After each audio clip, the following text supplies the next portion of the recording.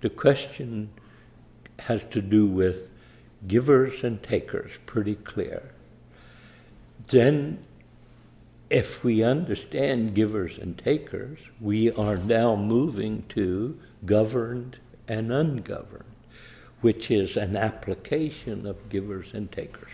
Beautiful question, needs to be asked. The huge crowd comes to Christ.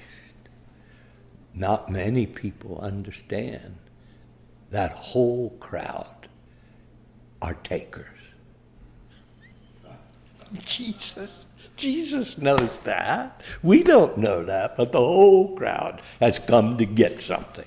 And it's when I saw, as we start to understand, they go, oh my goodness, they're all there to get something. The charismatic renewal, all of the stuff that's been going on, everybody comes to get.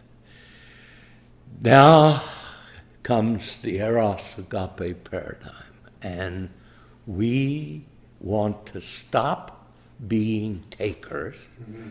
We want to start being givers. In order to be givers, taking is innate. In the fall of humanity, we became takers. In the redemptive act of Christ, we become givers. So from being a taker to a giver. Now, how does that work? It works by the new birth is agape incarnate. The new birth is God inseminating me with the agape of Christ. You can't be a little bit pregnant. You are pregnant or not pregnant.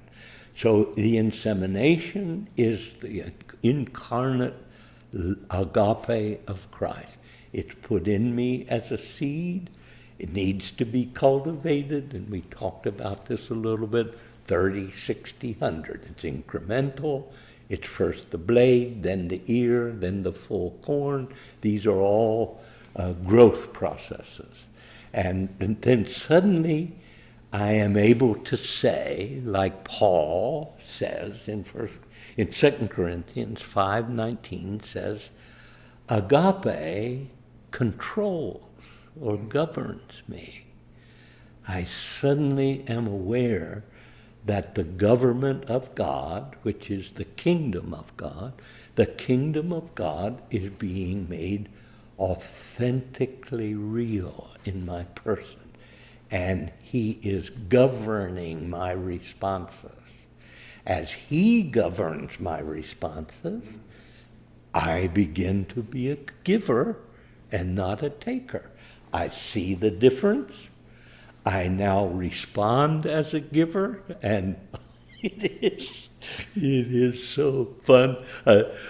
Somebody have heard me tell about the bag lady, and the Lord said to me, give her $20, and I just could not bear to give her $20 because she's going to use it to buy wine. And so I give her $5, and the Lord said, that's not what. So now I am being exercised to be a giver.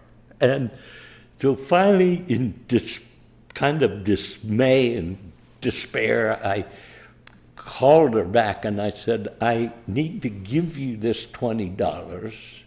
And before I could say anything, she grabbed my hand and started kissing up my arm out of sheer gratitude. And I don't know what the $20 was all about, but I touched something in her, and she knew it was from God the Father. Several things was happening. I am a giver. She is a rewarder. I am being transformed. Father is being honored. And all of a sudden, my whole life starts going through a transition. From ungoverned, i.e. doing my own thing, to being governed, i.e. doing his thing.